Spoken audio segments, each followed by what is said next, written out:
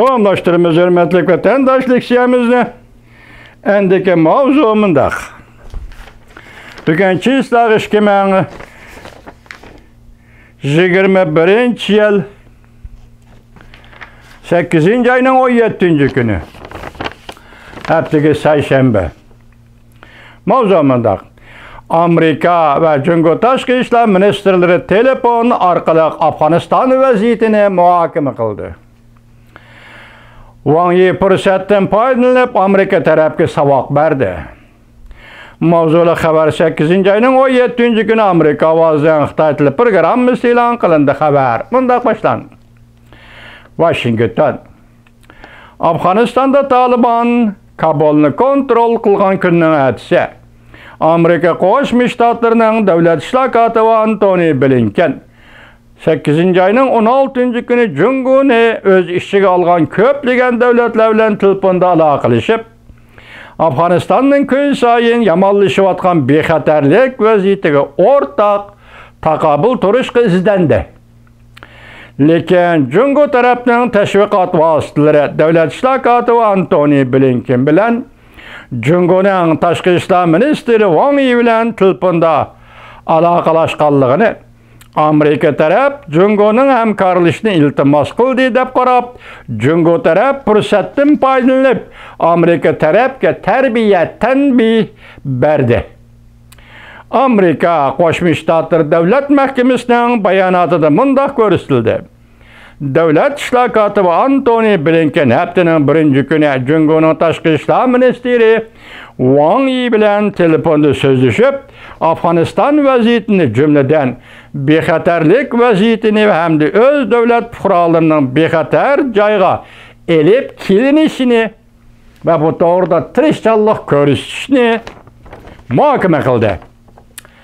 Bayonotda ko'plagan tafsilotlar tilga elinmadi. Amerika Davlat Mahkamasi haftaning 1-kuni bir necha davlat birlashib imzo qo'ygan birlashma bayonot e'lon qilib, har qaysi taraflarning chet el grajdanlarining chegaradan chiqib ketishiga qulaylik yaratib berilishini va Afg'onistondan ayrilishni xohlagan afg'onistonliklarning tartib bilan bexatar chiqib ketishiga qulaylik yaratib berilishini murojaat qildi. Lekin Jungo bu bayonotga imzo qo'ymadi.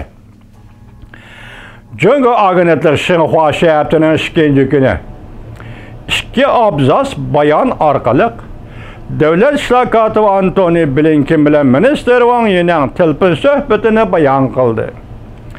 Wang Yi Amerika davlat ishlar kotibi Antony Blinkenga mundaq degan emish: zo'ravonlik va harbiy vositalar bilan masala hal qilish masalati hamma kuchaytirildi. Bu tarafga bog'liq tajriba saboqlar astoydil o'yilni chiqarjaydi. Wang Yi minister yana Amerikani tanqidlab Afg'onistondan oldirib, tinab, askar chekindirib vaziyatga ta'sir ko'rsatdi degan. Bundan keyin yana yangi masala paydo qiladigan ish bo'lsa, mas'uliyatchan pozitsiya bo'lib hisoblanmaydi.